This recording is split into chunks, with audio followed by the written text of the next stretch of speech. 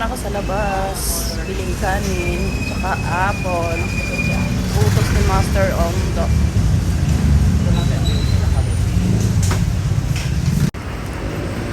Dito ako bibili apple, oh, sarado. Nako, sarado.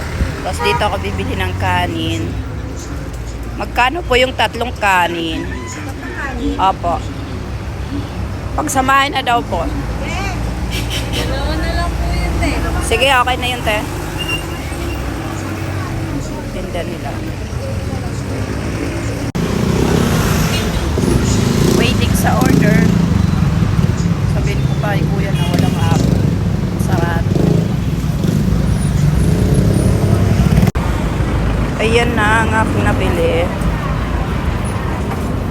Yan. Pabalik na ako sa gym.